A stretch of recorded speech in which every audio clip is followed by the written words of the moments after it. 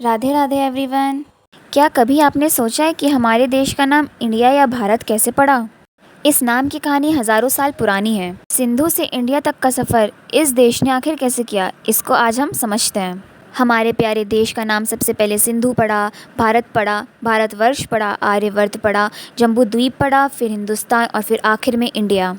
तो सबसे पहले हम लोग ये जानते हैं कि हमारे देश का नाम सिंधु कैसे पड़ा। हमारे देश से एक नदी जाया करती थी जिसका नाम था सिंधु, जो कि अभी इंदस नाम से जानी जाती है। अभी ये नदी पाकिस्तान में है। ये नाम हमारे सबसे पुराने वेद ऋग्वेद में मिलता है, जिससे कि हमें पता पड़ता है कि हमारे देश का सबसे प्राचीन नाम सिंधु हुआ करता था। अब बात करते हैं अगले नाम भारत की। भारत नाम को लेकर अनेक कहानियाँ प्रचलित हैं, लेकिन उन सब में से सबसे ज़्यादा प्रचलित है दुष्यंत और शकुंतला के पुत्र भरत की कहानी। कहानी यूँ है कि महर्षि विश्वामित्र और अप्सरा मेनका की एक पुत्री थी जिसका नाम शकुंतला था।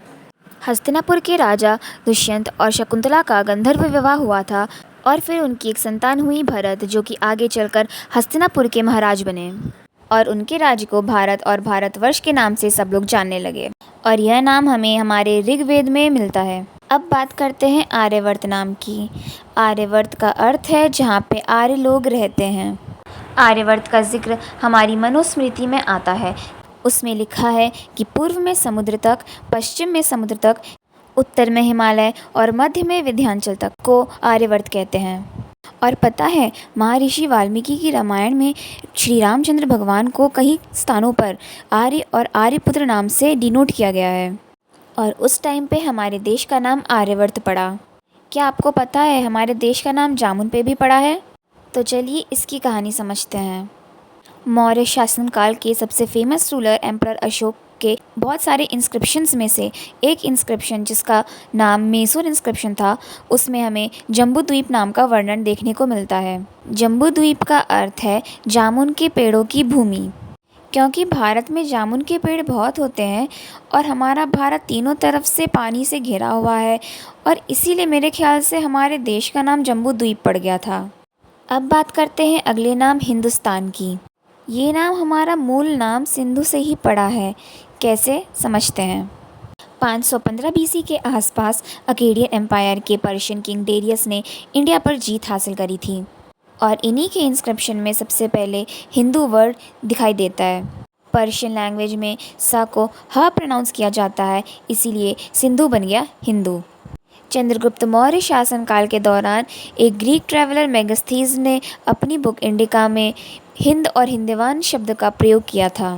पर ये हिंदू से हिंदुस्तान कैसे हो गया? दरअसल संस्कृत में स्थानम को हिंदी में स्थान कहते हैं, और पर्शिया में स्थान को स्थान नाम से प्रोनाउंस किया जाता है।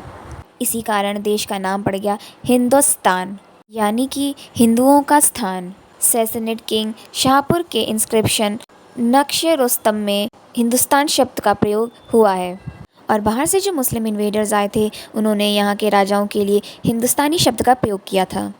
मुग़ल राजा बाबर ने अपनी बाबरनामा में लिखा है कि सरहिंद के पास एक हिंदुस्तानी आया और उसने मुझे बताया कि वो सुल्तान इब्राहिम लोदी का दूत है। लेकिन ये बात ध्यान रखने को है कि नॉर्थन हिस्से को ही हिंदुस्तान कहा जाता था और नीचे के हिस्से को दक्कन कहा जाता था। अब आखिर में बात करते हैं इंडिया नाम की।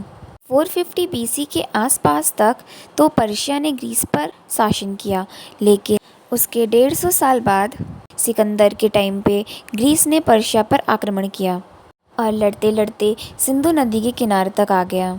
पर्शियंस की वजह से सिंधु हुआ था हिंदू, और ग्रीक्स के लिए ये नाम हुआ इंड, और आगे चल के ये नाम इंडस, इंडिका, इंडिया हुआ। क्योंकि ग्रीक लैंग्वेज में ह की ध्वनि साइलेंट होती है, इसलिए वो इसे इंड बुलाते थे, और 2nd सेंचुरी के ग्रीक राइटर ल्यूसिड ने इसे इंडस नाम दिया था, और किंग एल्फ्रेड ने पॉल ओरोसियस के ट्रांसलेशन में इंडिया शब्द का यूज़ किया है। सिंधु से इंडिया तक के नाम अपनी अलग ही कहानी बताते हैं। हमारा देश एक है, लेकिन नाम अनेक हैं। If you have enjoyed this beautiful journey of India, please like, share and subscribe. And don't forget to press bell icon for more update. Thank you.